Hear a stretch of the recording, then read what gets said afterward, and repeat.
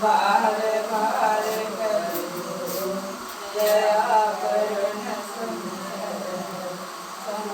रूप बंदी चोर कृपाल प्रभु विघ्न विनाशक नाम असरण शरण मनोजन सब विधि मंगल वंदोषण मुख पाल की सकेत धर्मा वचन उचारो बंदगी सत्य प्रेम के सारे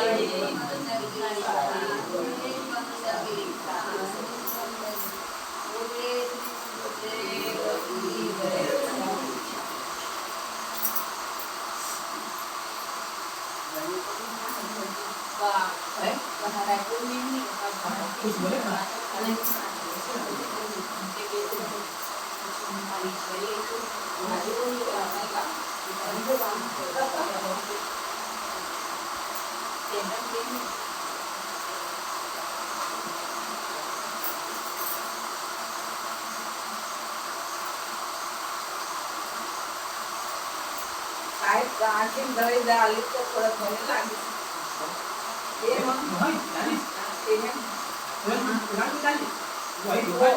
ये ना ऐसे काजल आंधे संभालते हैं कहाँ से ला रहे हैं नहीं जासन का लगा मैं क्या नहीं लाने नहीं है मुझे देन बता दीजिए मुआ दे हम तो ला ये तो खाली जल्दी तुम्हें एक दो पेड़ लगाए थे अरे झाड़ लगाना चाहिए यार तो ये कोई नहीं होगा कहां 2 महीने हो गए काला एक पेड़ ना हो पेड़ खाली लाऊं आज ना तुलसी पत्ता पेड़ और मोगरा कैसे बनाते हैं लगेगा आदमी वाला ये काटने वाला पूरा बनाई इसमें साहब ऊपर मेहनत कर रही है एक पेड़ मारते थे आई एक ही मार दी वो साला बर्फी से पार हटा लोगी ले नहीं अब शुरू हुई अब शुरू हुई खुलेगा और मेरे भी मेरे भी मोरे और बस है पता ही ना जैसे खेलते नहीं अब फिर से तुम्हारे निकालना है कीड़ा पड़ जाता काली पता इसमें पड़ा वो मजबूत अच्छे की दो नहीं शांत माटी का खिलौना माटी में मिल जाएगा मान मेरा कहना नहीं तो पछताएगा माटी का खिलौना माटी में मिल जाएगा मान मेरा कहना नहीं तो पछताएगा सुंदर रूप देख कर भूला मंद माया में आकर फूला एक दिन हंसा अकेला उड़ जाएगा एक दिन हंसा अकेला उड़ जाएगा माटी का खिलौना माटी में मिल जाएगा माटी का खिलौना माटी में मिल जाएगा पत्नी पति पिता और माता सखा सुमित्र सहोगा भ्राता पल भर में नाता सभी छूट जाए पल भर में नाता सभी छूट जाएगा माटी का खिलौना माटी में मिल जाएगा माटी का खिलौना माटी में मिल जाएगा हीरा जवाहर की महल तुम्हारी हीरा जवाहर की महल तुम्हारी मखमल के गद्दा और रेशमी की साड़ी मखमल के गद्दा और रेशमी की साड़ी एट बूट सूट सब पड़ा रह जाएगा एट बूट सूट तेरा पड़ा रह जाएगा माटी का खिलौना माटी में मिल जाएगा माटी का खिलौना माटी में मिल जाएगा हीरा सा जन्म गवा दिए, रो रो फिर पछताएगा दीवाना मन। हीरा सा जन्म गवा दियो, रो रो फिर पछताएगा दीवाना मन। कहे गुरु ऐसा सर नहीं पाओगे, कहे गुरु ऐसा शरीर नहीं पाओगे। माटी का खिलौना माटी में मिल जाएगा, माटी का खिलौना माटी में मिल जाएगा।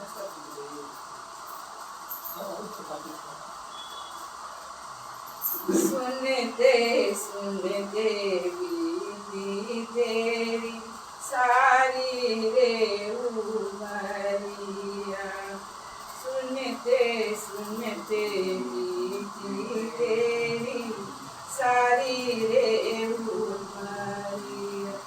पर अब तक तू नहीं बदला, वृथा जात उमरिया, वृथा जात उमरिया। 8 बरस का लगात सुनने, 60 बरस का हो गया।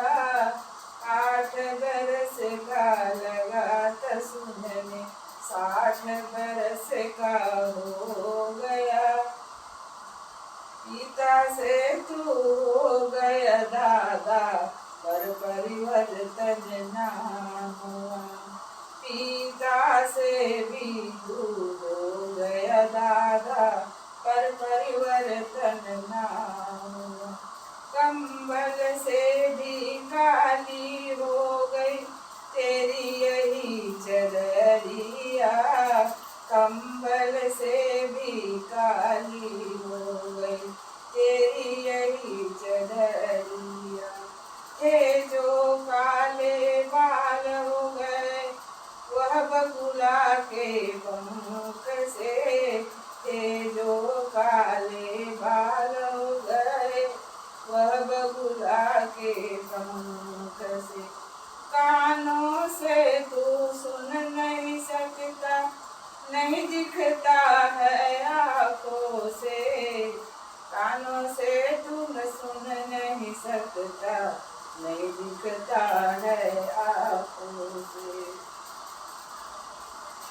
बड़ा अचंभा फिर भी तेरा मन है तेरा चकरिया, बड़ा अचंभा, बड़ा अचंभा फिर भी तेरा मन तो है चकरिया। सुनने का कुछ असर लगा हो, सुनने का कुछ असर अगर हो तो सुनना ही सार, सुनना ही सार। इधर सुना और उधर निकाला तो सुनना बेकार है, इधर सुना और उधर निकाला तो सुनना बेकार है। टूटी तलवार तक ना सकेगी तेरी यह नवीवार है, तेरी यही नवीवार है। सुनते सुनते बीती तेरी सारी रे उमरिया, सुनते सुनते बीती तेरी सारी रे उमरिया। पर अब तक तू नहीं बदला, वृथा जात उमरिया, वृथा जात उमरिया।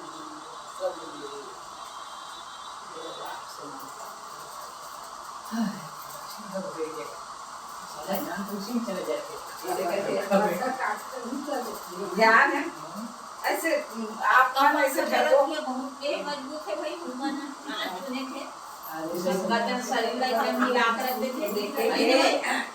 ऐसे आप पूरा चद्दर लगा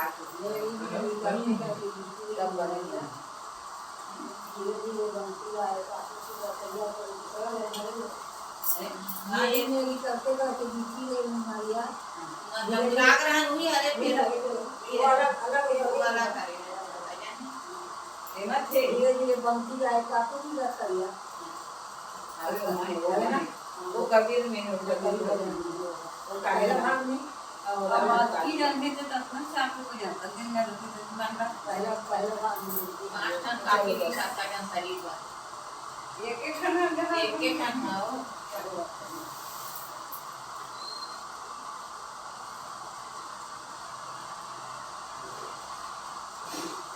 साहेब कहते हैं कि देहा अभिमान छोड़कर काम भजन करो। देह अभिमान है अभिमान घमंड छोड़कर राम का भजन करो। भजन खाते होते दिनचर्या में लगे दिनचर्या के बाद में अपन थोड़ा समय मिलते था नहीं। भजन किस बात के होते हैं? घमंड अपन जयजात बस के घमंड लोग के घमंड उदाहरण के अपन रंग सब के घमंड है अपन रंग के लोग घमंड अभिमानी हो जाते हैं। कौन एक अलग है स्वर है सबके घमंड जब में कहे देह अभिमान छोड़कर राम का भजन करो, यानी कि मेरे पास इतनी शक्ति है, इतना ताकत है, बुद्धि है, धन ईश्वर है, प्राणी पदार्थ है, ये सब को लेकर आदमी अहम हो जाता है कि मेरे पास कुछ कमी नहीं है। दुनिया में अकल दो है, ना किसने की कौन, आधे में सब है और देर में हम, हमारे पास बुद्धि है, इसका अहम होता है। रूप के, जवानी के, समुदाय के, बुद्धि के अहम है। इसको अहम को छोड़कर, संसार को छोड़कर राम का भजन करो। राम का भजन यानी आत्मचिंतन करना, शोधन करना, अनुसंधान करना, खोज करना, चिंतन मनन करना, भक्ति भाव में लगे रहना, ये है राम का भजन। केवल दशरथ पुत्र है मंदिर में राम, उसकी पूजा करनी इतनी ही नहीं। स्वयं राम प्रातः काल उठे प्रज्ञाता माँ रति का दूर नाम महिमान था।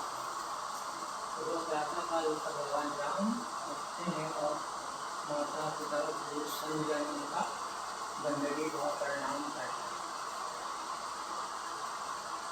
लेकिन अपने को राम नहीं माना, नाम माना राम।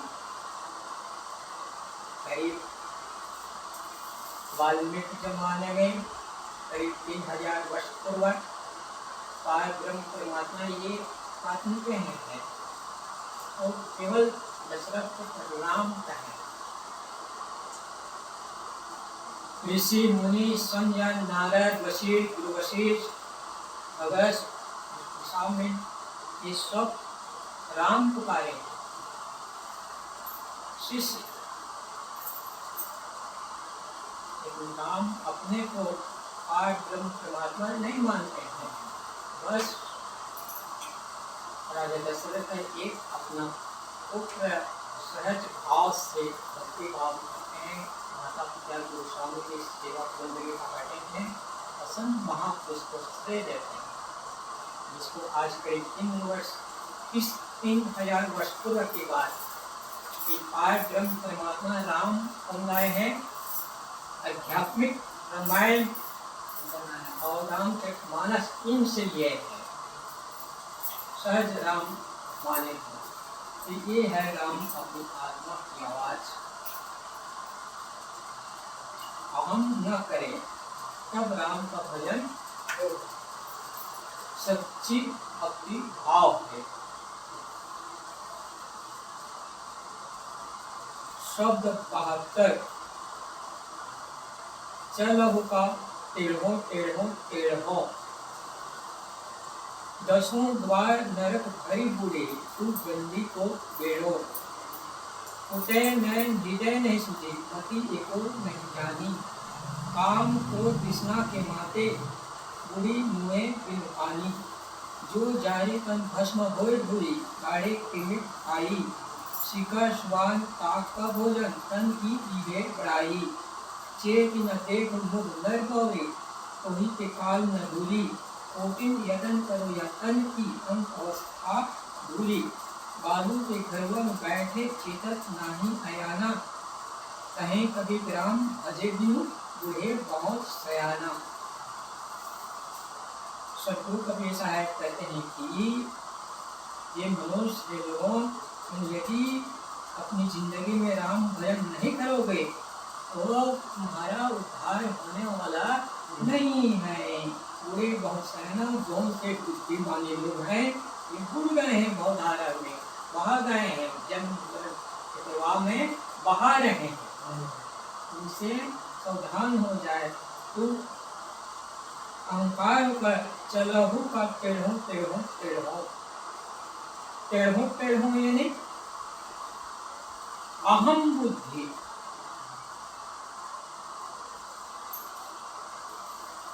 आखिर कड़ेरे हुए जाते हैं जवानी अहम में, अकड़ते हुए कि मेरे पास इतनी शक्ति है, इतना ताकत है, इतना धन है, इतना दुर्लभ है। अहम है कि मेरे पास इतना परिवार है, इतना लोगों है। देखा जाएगा आगे हम क्या करेगा, इसका अहम है, अहंकार है। टेढ़े होकर पकड़ कर चलते हैं। चलहु का टेढ़ो टेढ़ो टेढ़ो टेढ़ो, ये 3 बार जोड़ देना। सतगुरु कबीर साहब उन लोगों को, अहम आदमी को गिनाते हैं। क्या अहंकार कर चलते हैं टेढ़ो टेढ़ो। दसों द्वार नरक भरी, तू गंदी को बेड़ो। तू गंदी को बेड़ो यानी जो जहाज है, नाव पर है, गंदगी का पिटारा है शरीर। नाव पर ये शरीर है, जो जहाज है वो काका है।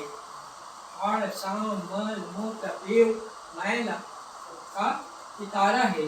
गंदगी यानी गंदा, दुर्गंध।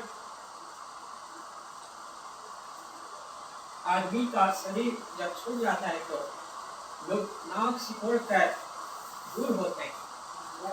वो बस निकट में आते हैं और विलाप करते हैं, देखते हैं, छूना नहीं चाहते हैं। वही सतगुरु कबीर साहब कहते हैं, तू गंजी को बेड़ो बेड़ो यानी जहाज बनाओ। तू नरक का द्वार से शरीर केवल एक व्यक्ति के लिए कहा नहीं जाता है। हर प्राणी, हर जीव, हर खानी, चाय खाने के जितने जीवधारी हैं वो सब नरक का देख शरीर है। दसों द्वार नरक भरे बुरे। दसों द्वार यानी 10 इंद्रियां। 10 द्वार यानी क्या क्या? 10 द्वार मतलब 10 ये के 10 द्वार यानी 2 नाक और 2 कान और 2 नेत्र, मुख, मल द्वार, पेशाब द्वार और एक छिद्र है खोपड़ी तामुल जो शरीर। ये है 10 द्वार, 10 इंद्रिय। पूरा हमेशा मैल बाहर है।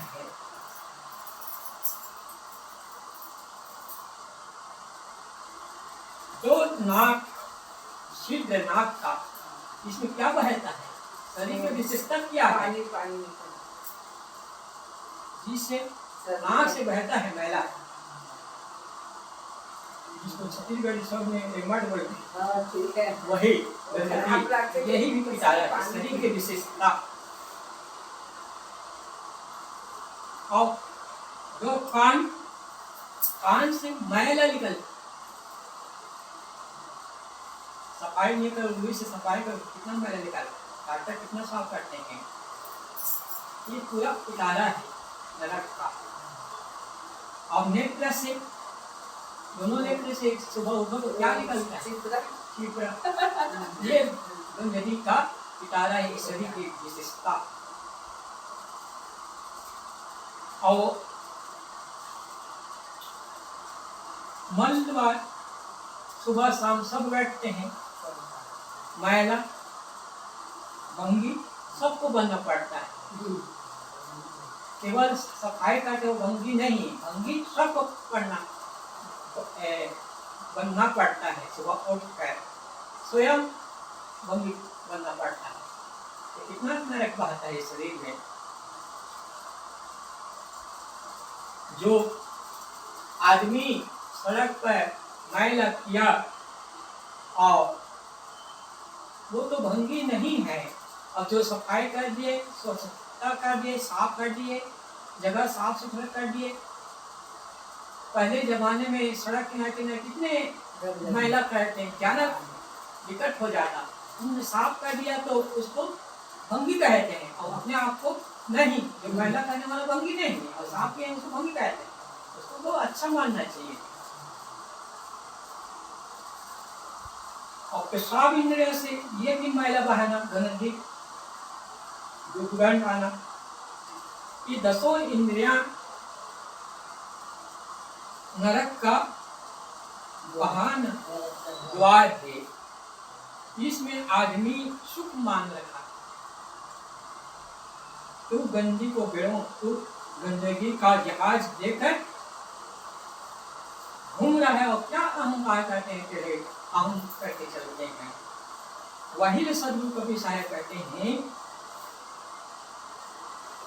चलहूं का टेढ़ों टेढ़ों टेढ़ों, 10 द्वार नरक भरे हुए, तू गंदगी को बेड़ों की, गंदगी का बेड़ा नाव का जहाज ये शरीर है। आज आदमी गर्मी में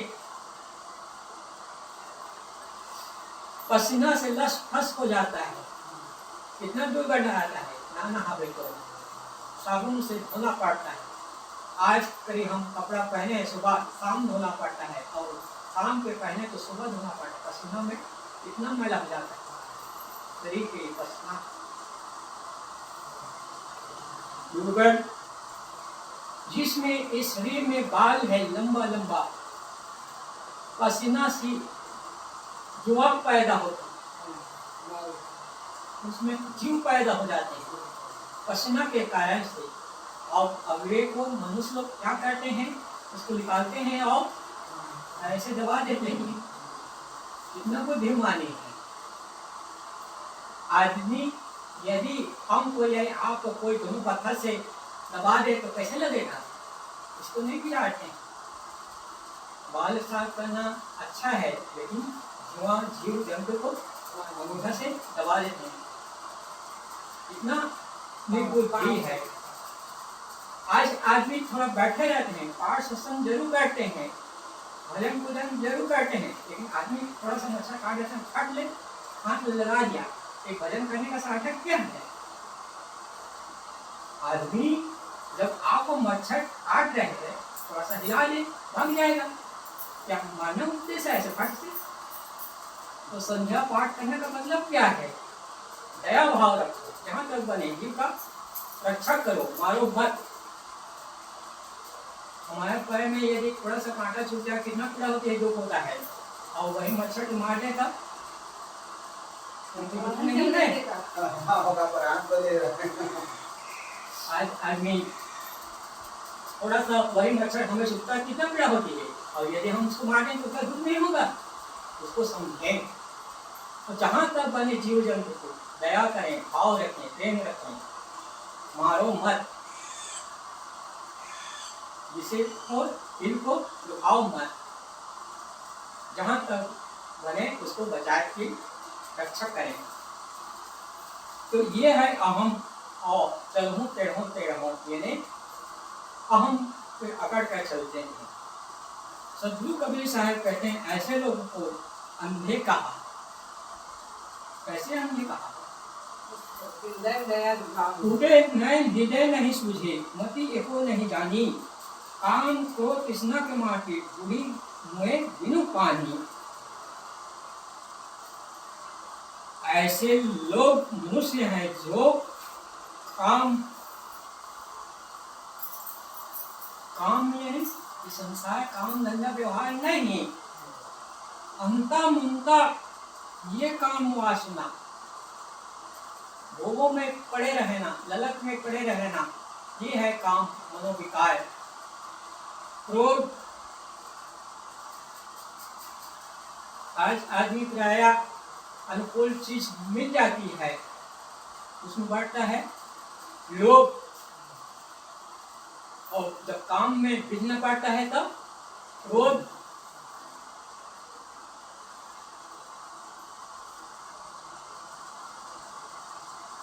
एक काम और क्रोध इनसे दूर रहे। क्रोध आगे जब मानव को मस्तिष्क में क्रोध जब आग भड़क पाठ कहाँ से निकलते? आंख से। जो क्रोधी आदमी है कटवानी कहेगा उसका आंख लाल हो जाती है। क्रोधी आदमी की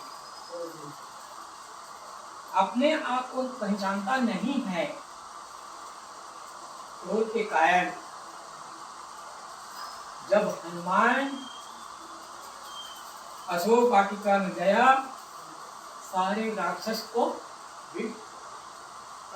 पछाड़ दिया और मां सीता के पास आया, इसको खोज किए। तो जो बाग बगीचा है अशोक वाटिका, राम लक्ष्मण दोनों भाई वहां पे समाचार पूछे, मां सीता की खबर, तो वहां बगीचे में जो फूल फल सब भिन्न कर चुके। फूल को देखा तो पूछा कि किस रंग का है फूल? तो हनुमान ने क्या उत्तर दिया? लाल। क्योंकि क्रोध में था, जितने रास्ता चले को मारा, पछाड़ा, तो क्रोध के कारण जितने दृश्य उसको लाल ही लाल दिखाई दिया। क्योंकि मानव मस्तिष्क जैसा विचार रहता है वैसा सृष्टि दिखाई देता है। क्रोध के कारण है सफेद फूल, उसको दिखाई देता है लाल। ये है दृष्टि। क्रोध के कारण नंजरे बदली तो नंजरे बदल गए, किसकी रूप बदला तो किनारे बदल गए। जैसे कि हमारी आंख में जिस प्रकार से चश्मा है, लाल है तो लाल दिखेगा, हरा है तो हरा दिखेगा, और सफेद है तो सफेद दिखेगा, वैसे जैसे नजरें हमारी दृष्टि में होती है वैसे सृष्टि संसार को देखते हैं। तो यह है क्रोध। क्रोध में काम बने बनाया बिगड़ जाता है। काम क्रोध तृष्णा के माथे। आदमी तृष्णा व्यवहार में कोई भी काम करना अच्छा है, गलत नहीं, लेकिन आदमी हाय हाय राजनीति में तृष्णा, आज वो हो जाए, ये हो जाए, वो हो जाए, अपने शरीर को बचा नहीं पाता है, शरीर नुकसान हो रहा है, इतना तृष्णा हो जाती है। धन बढ़ाने चक्कर में दूसरों को बेईमानी काटते हैं, धोखा देते हैं, छल कपट करते हैं तृष्णा के कारण कि आओ हो जाए, आओ हो जाए।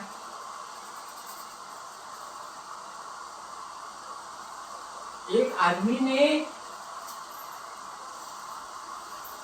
पुराने जमाने की बात है, जमाने में उसने बड़ी बात कर ली, उसे अपने से जिसने मुलाकात कर ली। एक आदमी ने जमीन बेचना चाहा।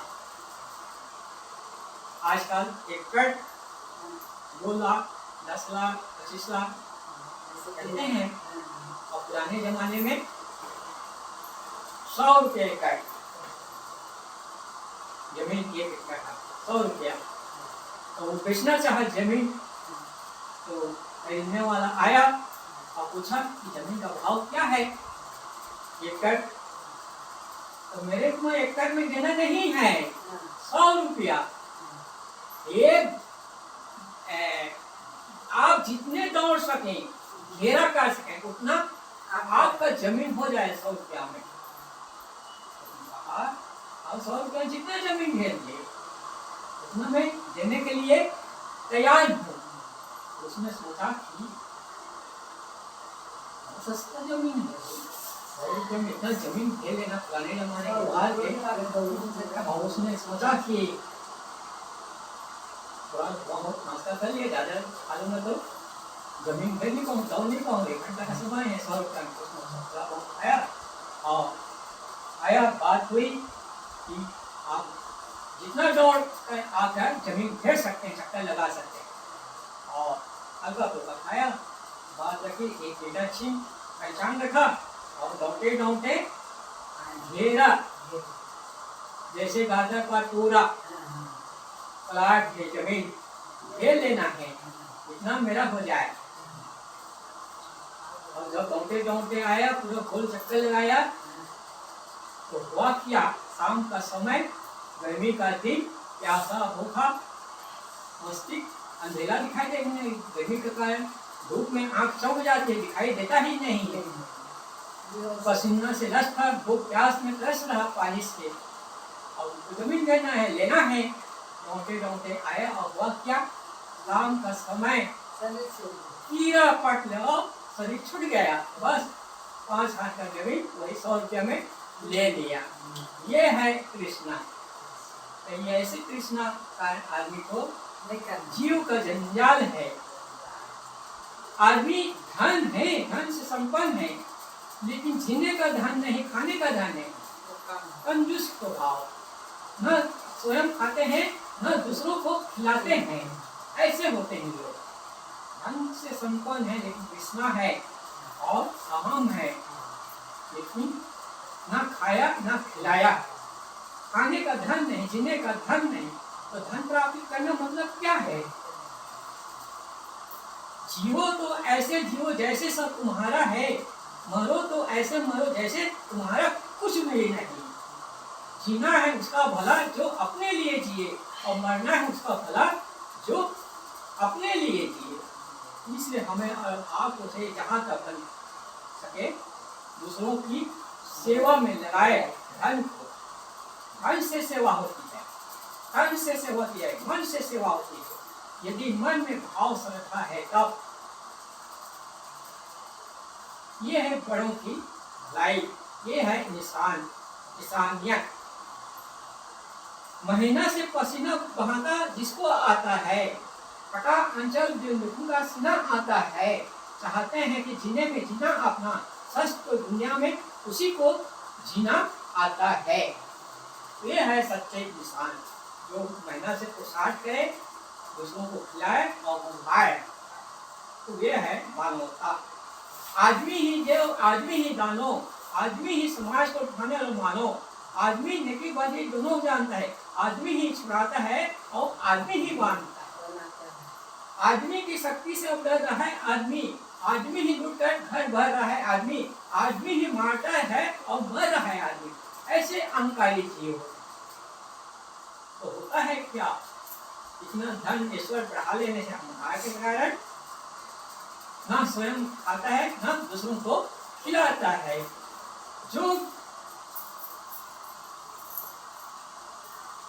गुब्बारा फूटता है फटता जरूर, जो मिट्टी का घड़ा है टूटता जरूर, अरे पाप का घड़ा फटता जरूर, आज नहीं तो कल फूटता जरूर। जैसे गुब्बारा है फूटता है फट जाता है, या मिट्टी का बर्तन टूट जाता है, इसी प्रकार से दूसरों को सताकर, दिल दुखाकर ईश्वर को आज दुकान में बेईमानी कर, कपड़े में बेईमानी करते हैं, नाप तौल कम काटते हैं, और दूसरों के खेत में मेड़ को छीनते हैं, खेती बढ़ा लेते हैं, ऐसे बेईमानी करते हैं। ये चालाकी है। तो जीने का धन नहीं, खाने का धन नहीं, तो धन ये सब प्राप्त करने का क्या है। तो इसलिए महीना से पसीना जिनको पहना है वो है सच्चा इंसान। तो ये है कृष्णा आदमी। तो सद्गुरु कबीर साहब कहते हैं कि काम क्रोध कृष्णा के माटे डूबे मुहे पानी, ऐसे लोग अहंकारी जीव मतलब बिना पानी के वे मरते हैं, डूब मरते हैं संसार में, आशा कृष्ण में बिना पानी के वो मूड है तो चले जाते हैं। और जो जाने तन भस्म होई बुरी गाड़े की मिट खाई, जो जाने यदि ऐसे जीव शरीर छोड़ देता है तो होता है क्या? जो जाने तन भस्म होए बुरी, यदि शरीर को छोड़कर जीव चला जाए तो लोग क्या करते हैं? अंत्येष्टि क्रिया कर्म कांड करते हैं, जला देते हैं, आग में जला देते हैं, चिता रच कर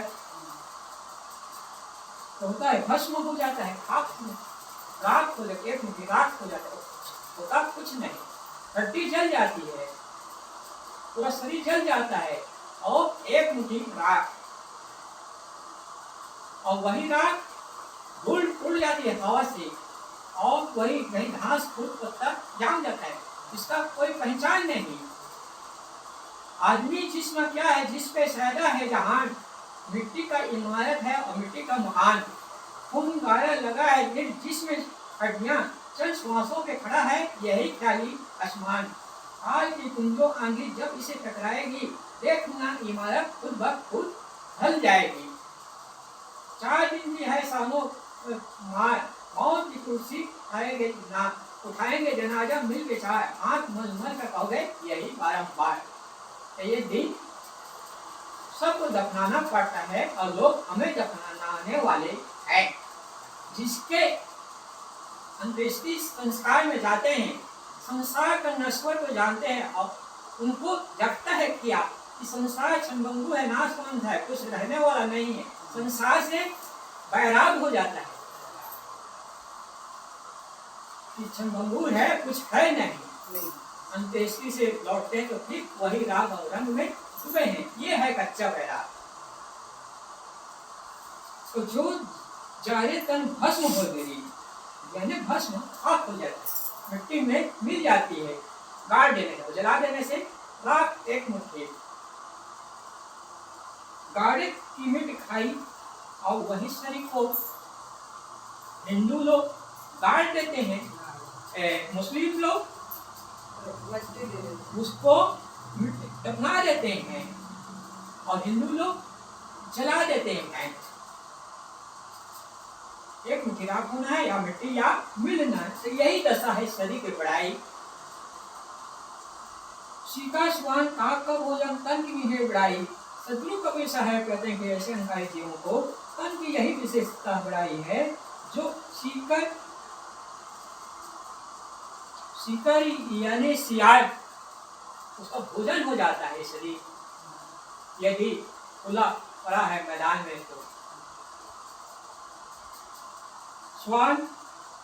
स्वान यानी कुत्ता, उसका भोजन हो जाता है।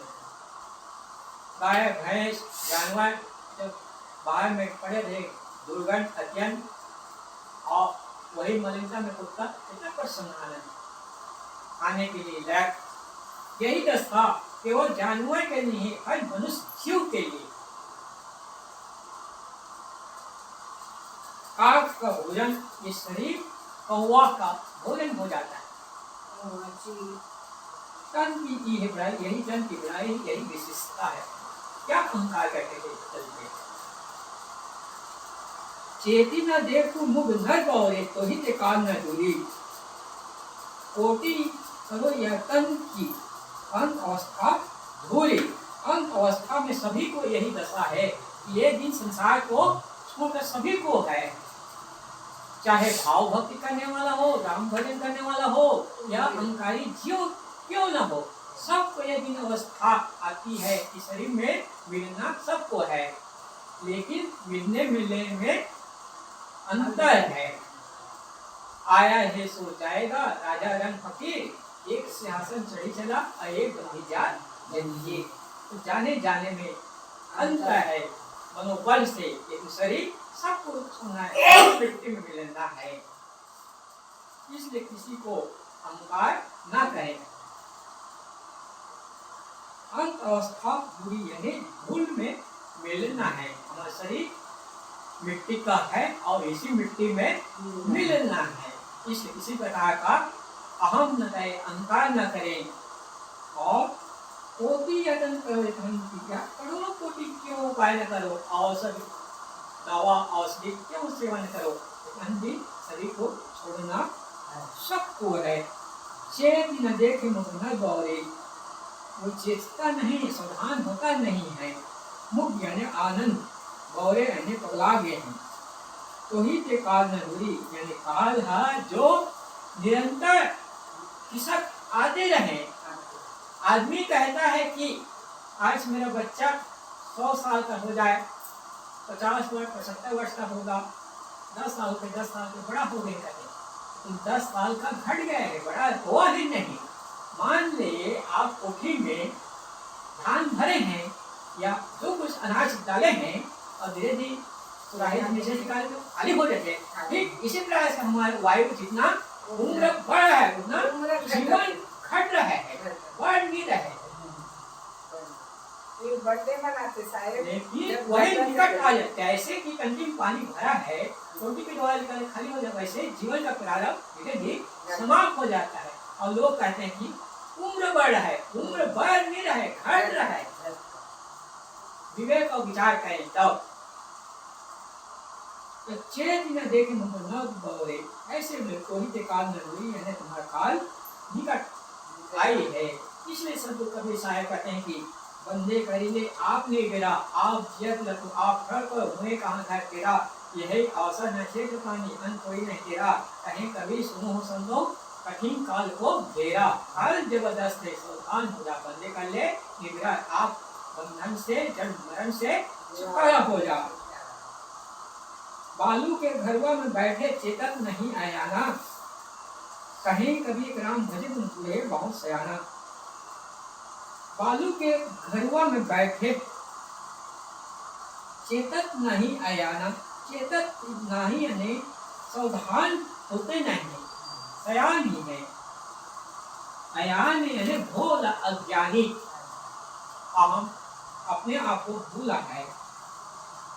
चेतन नहीं अयाना यानी भोला है, अज्ञानी है, सावधान होते नहीं है। बालू के घरवा में बैठे, ये हमारा शरीर कैसा है? बालू के घरवा में बैठे, घरवा यानी घर में, आगे घर में बालू पे। जैसे कि हम बचपना में जब बच्चा रहा तो क्या करते हैं, आषाढ़ का महीना में जब बालू है तो पैर कैसे बालू को बनाकर कमरा बनाते हैं, पैर में गीला बालू रहते हैं और वो कमरा जैसे बन जाता है खोल, और उसको घटना उठने में देख जाता है, पानी आई तो तुरंत बाहर जाता है, नहीं रह सकती। इसी प्रकार से आज मनुष्य के शरीर बालू के घर ये शरीर है। जैसे बालू का घर पानी में बाहर जाए, इसी प्रकार बहाने में देरी नहीं है। ये जीव जाने के बाद यह है बालू के शरीर, बालुआ के घर में बैठे इसी नाश नश्वर शरीर में जीव बसे हैं। तो इसी को छोड़ जाना है, काम में बसे हैं, बालुआ के घर में बैठे, उसी घर में बैठे हैं। चेतन नहीं आना हुए, बोले लोग अज्ञानी है कि हम आगे और जिएंगे, ऐसा ज्ञान लोग अपने आप को अहम में भूले हैं। वही सदु कवि साहब कहते हैं, बालू के घरवा में बैठे चेतन नहीं आना, कहे कभी इकराम भजे बिनो। शत्रु कवि साहब कहते हैं, तुम यदि जीवन में पाकर राम भजन नहीं करोगे, आत्मा नहीं करोगे, साधना नहीं करोगे, भक्ति नहीं करोगे तो बुरे बहुत सयाना। सयाना यानी सहस्त्र शास्त्र ज्ञानी अहम जीव लोग, चाहे जितने भी शास्त्र ज्ञान अध्ययन करें, जीवन यदि राम भजन नहीं तो दो कौड़ी का है। इसलिए हमें और आपको चाहिए देहा अभिमान छोड़कर राम का भजन, यही सच्चा कल्याण है। तो सदगुरु कबीर साहब कहते हैं, चलहूं का टेढ़ों टेढ़ों टेढ़ों, दसों द्वार नरक भय बुढ़े, तू गंदी को बेढ़ों, उठे नए हृदय नहीं सूझे, मति एको नहीं जानी, काम क्रोध तृष्णा के माटे, बुरे मुँहे बिनु पानी, जो जारे तन भस्म हो बुरी, काढ़े किमिर खाई, सीता स्वान का भोजन, तन की भी है बड़ाई, चेती न देख मुख नर बौरे, तोही के काल न दूरी, कोटिन यतन करो यतन की अंत अवस्था बुरी, बालुआ के घर में बैठे चेतक नहीं अयाना, कहें कभी राम भजे बिनु वे बहुत सयाना। इसलिए हमें ऐसा सयान बने, शास्त्र ज्ञानी बने, जो राम भजन करें और भवसागर से करें। ये भवसागर इन जन्म मरण में ना बहें, यही करना है, यही सच्चा जीवन का सार्थक है। जब तलक है जिंदगी फुर्सत न होगी काम से, उस समय ऐसा निकाल लो, प्रेम कर लो राम से, प्रेम कर लो राम से, यानी स्वरूप शोधन आत्म चिंतन विचार करें एकांत में कि मैं हूँ क्या, जगत में क्यों आया हूँ, मेरा आने का उद्देश्य क्या है। ये चिंतन करें तो जीवन में सुख और शांति मिल सकती है। केवल पूजा पाठ से इतने में हमारे जीवन में सुख शांति नहीं मिल सकती है। इसलिए हमें और आप सोचें कि स्व क्या है, पर क्या है, इसका चिंतन करें और ग्रंथों का अध्ययन करें, चिंतन मनन करें, जो सार है उसको लें और असार का प्रत्याग करें। तो जीवन का यही सच्चा आनंद है और आनंद कहीं बाहर में है नहीं। बस इन्हें सब अपने वाली ब्राह्मण बोले सदोदेव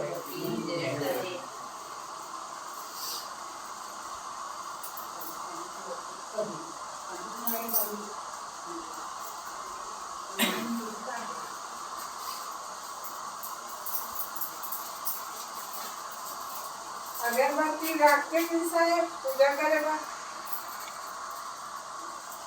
है पूजा करेगा अगरबत्ती खाली फूल तक में लेना हम लोग वही तो आवे 1 बजे करिए एक पे हम लोग है और सब लोग निमंत्रण है कार्यक्रम में शामिल हो। अपना समूह सांसी वाला है और फूल अपन सामने सब वादा क्या होगा, हम लोग तो वैसे मैं ऐसा चीज दिखाऊं, फूल पत्र कल संतों की पूजा आरती के लिए नहीं बहुत करना उनके करने मौसम खुला रहे साफ, 1 बजे से चालू हो जाएगी। अच्छा हाँ 8 सत्संग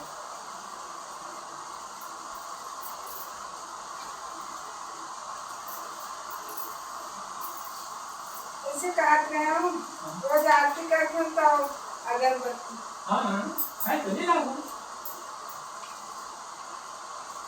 नहीं आप लोग खरीदे तो नहीं हमें इतना जरूरत नहीं है। नहीं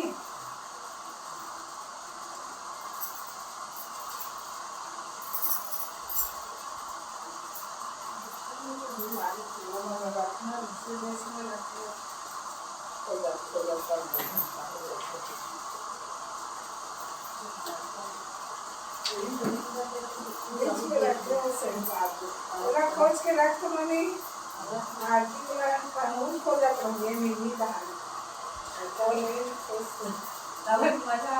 हमें तो आरती रहे है संध्या पाठ में देखने जरूरत है, एकाध दिन भजन है, कुछ आरती याद कर लेना तो याद रहना तो नहीं कुछ करो हम लगाना ना फिर कैसे कर लो अभी तो याद नहीं रखे